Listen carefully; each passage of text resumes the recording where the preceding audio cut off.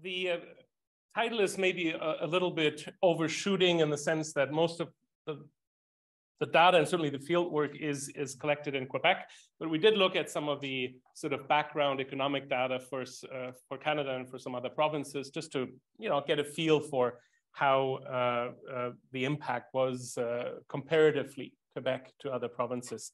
And I'm using a little bit of the crimped framework here, the sort of short-term adaptations and experimentations within the pandemic, and then this is ongoing field work, the T2, which is sort of the long-term strategies. There's some focus groups planned and some talks about how exactly do we negotiate some of these phenomena in the long term that are now becoming permanent fixtures in our workplaces, and some of them were already mentioned.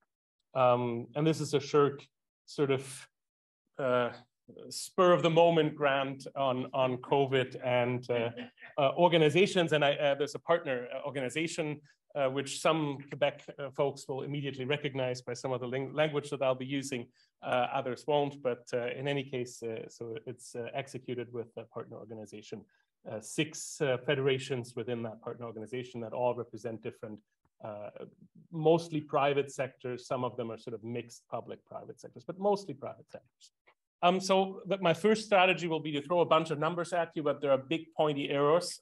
Arrows are usually pointy, but anyhow, to sort of point to some of the numbers I want to insist on. I'm not going to go through it in detail, obviously, for obvious reasons. So this is just the overall employment picture, and I'm focusing on the first and second wave of COVID when they were still sort of synchronous. Because afterwards it happened that Ontario and Quebec weren't exactly at the same time, and BC was all the way out there, and so. But the first 2 waves, it was quite comparable in terms of job losses. So 21% job losses in the first wave, 6% in the second wave, and we see that Quebec was pretty quick in coming back to the overall number of jobs. So already in the fall recovery before the second wave, job numbers were back up. For the Canadian average, that took until the summer of 21 to come back for for Canadian job numbers. This is what actually triggered my avant-propos, if I will. This was published, and I was like, oh, okay, well, the pandemic seemed to have been excellent for trade unions, because trade union density went up. In the case of Quebec, it actually stayed up throughout the recovery, and we don't have the 2022 numbers, but I don't see any indication that that will be different now. So this really triggered this little economic numbers game that I'm going to present first as a backdrop before going into the actual experimentation part. This is just the waves, the first, second wave in terms of employment numbers. The main argument that people would have been advancing, I guess, would have been, oh, well, it's a question about private sector versus public sector. So first of all, you would see that the impact on unionized employment was less than it was on non-unionized employment. Not particularly surprising, and people came up with the sort of argument, oh, well, private sector, less unionized, they were laid off, and the public sector, they kept their jobs. So that's where you get these curves from, and they're quite consistent in BC and Alberta. We looked at all kinds of provinces. Same story roughly for the first wave, and then also for the second wave, quite frankly. So then we said, okay, well, then let's look at private and public sector separately. And so this is, now I'm zeroing in on once again, first and second wave and some of the recovery period. And well, funny enough, just in the private sector itself, unionized employment did better than non-unionized employment. Once again, overall, there was even in the recovery period job gains in the private sector. This is in Quebec, for Quebec only. So the recovery in the private sectors that were unionized was better than in the non-unionized private sectors. And the public sector was still slowlier recovering, but then you see in January and in March, they have quite a bit more employment. I have a feeling that this is teachers, but once again, we didn't go into that type of detail necessarily. Then we broke it down by sectors because our federations that we were looking at in the labor organization that I'm working with, they're sort of organized loosely in these sectors, and 6 out of 8 sectors. Once again, the tendency in the first wave, clearly job protection measures worked in those 6 sectors. The non-unionized losses and the unionized jobs, in some cases, even an uptick in employment in April 2020. So we're like, okay, there's something going on here. If systematically in 6 out of 8 sectors, unionized employment is doing better than non-unionized employment, and it stays true for the first recovery period in the summer of 2020, not the same, but still 5 out of 8 sectors where unionized employment is doing better than non-unionized employment. So as such, you know, the sort of crisis situation, we're losing our members, we don't have any more money. Yeah, that probably wasn't necessarily the main driver for the experimentation that was going on in T1. So what was the kind of experimentation that was going on? I mean, first of all, maybe one step back, how can this happen? I think it's actually not that difficult to explain why unionized employment did better. I mean, it's sort of classic union advantage stuff in terms of having seniority protection, getting rid of the core workforce last and the contractors first, recall mechanisms when business picks up again. Some unions were quite active negotiating longer recall periods in sectors that were really hard hit, like hotels, for example. But also work share agreements or sending people into training. I mean, that's not necessarily going to be the employer that's going to propose that from out of nowhere, but you know, sometimes this takes somebody with a bit of power, counter power, to actually suggest these things, and that's how I would explain the main differences here. And once again, this is just sort of the backdrop. One of the things that also happened is that we all of a sudden in Canada had this massive income support program, and we also had subsidies for companies to keep employees, and so the unions did 2 things. They could help their members accessing these government programs, and they could help their employers along to actually apply for these subsidies and keep members employed. So this was experimentation both on the government side and on the trade union side to a certain point. Same thing as just in the presentation, masks, which type of mask, ventilation, all kinds of health and safety rules. And this was active work by the trade unions. And it wasn't just press releases in some cases, it was literally naming, blaming, and shaming some of the employers who wouldn't invest. And quite frankly, the government and even the public health authorities in Quebec didn't move as fast as some of the unions suggested on this stuff. And then there was money for, you know, we sort of got a whole new concept around what is dangerous work and what is essential work, and we you know, started to shake the tree a little bit and got some money out of some employers and some sectors. And now that we have a labor shortage, some of these salaries actually stayed a little bit up, even if the bonus system usually got abolished quite quickly after the first wave, even, and it didn't even make it into the second wave generally.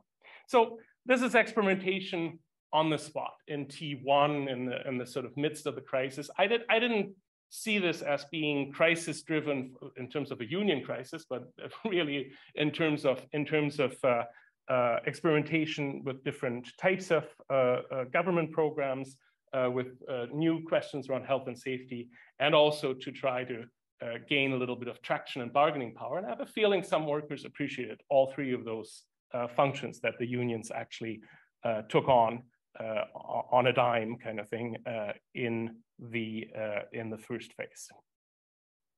And now this is where this gets a little bit more speculative. These were all themes that came out of qualitative interviews, around 20-ish. We had a questionnaire going out to the different federations, to counselors, union counselors, and also to some local unions. And this is sort of what came out as the main activities that most of these fine folks engaged in. And now it gets a little bit more speculative because it's sort of on the ongoing stuff. Now we wanted to know, and it's hard to sort of target something that is ongoing with the questionnaire, because, you know, if I respond to it 2 months later, then maybe I have a different answer. But the question is now, which of these experimentations actually become permanent fixtures in the trade union world? So the T2, if we want it, the after, the post-pandemic, how is that going to look? And the question is, how much can trade unions manage to become strategic about this? So to actually leverage some of the changes that happened during the pandemic in order to transform either themselves and or the relationship with their employers and or the relationship with the governments to go forward. So one of the questions is, are we going to continue pushing for government programs, right? Is this going to be a main theme by different trade unions? Have things like salary, subvention salariale, I'm lacking an English word here, but the sort of the salary subsidy model to actually avoid layoffs when there's an economic crisis, right? We're now talking about an economic slowdown. It might not be the wrong moment to think about these kind of things, right? Is it SERB in English, right? Is this what was essentially some form of minimum income? Is that going to be something that unions are going to be pushing for and obtaining potentially in the medium to long term? There has been a health and safety revamping in Quebec. It has included some forms of telework, but it's really hard to say that was a success, and it's not particularly surprising for the government in place. But in any case, the question, of course, is: do we mobilize this moment where everybody thought about and thinks about health and safety issues in order to push for some more progressive health and safety legislation? And this sort of makes a connection to one of the earlier sessions that I was sitting in.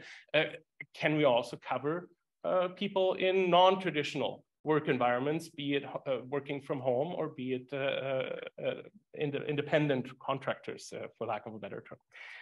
Well, I talked about the service essentiel question. I don't think we're reviewing that, but maybe we should. You know, maybe a supermarket is an essential service, and maybe we should treat it as such.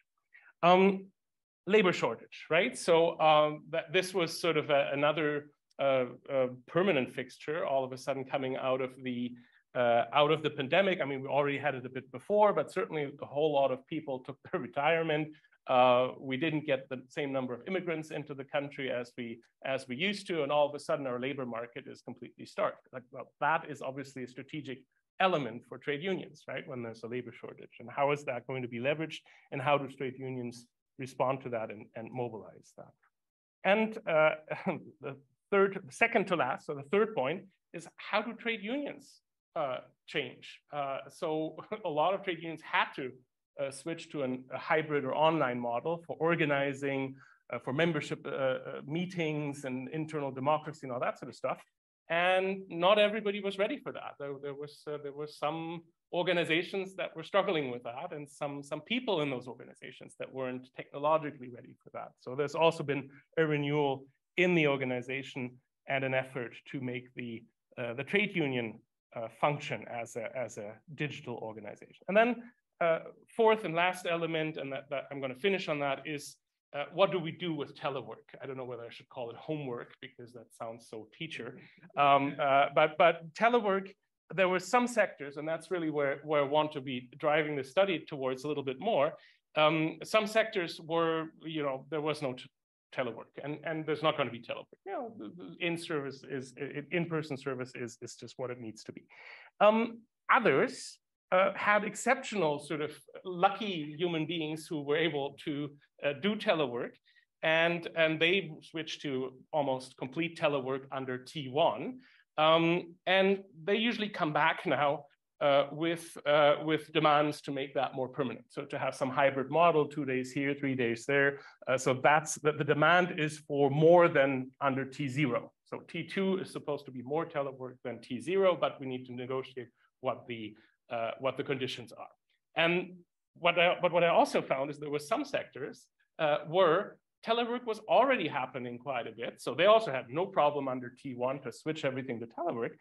And they're starting to look at the negative aspects of telework in terms of invasion of privacy, the right to disconnect, the fact that it's sometimes quite nice to see your colleagues, and the fact that it's harder to organize people who are teleworking, right? So all of these three cas de figure, these three cases, I hope to will come out of the final stage of this project. And that was my presentation. Thank you very much.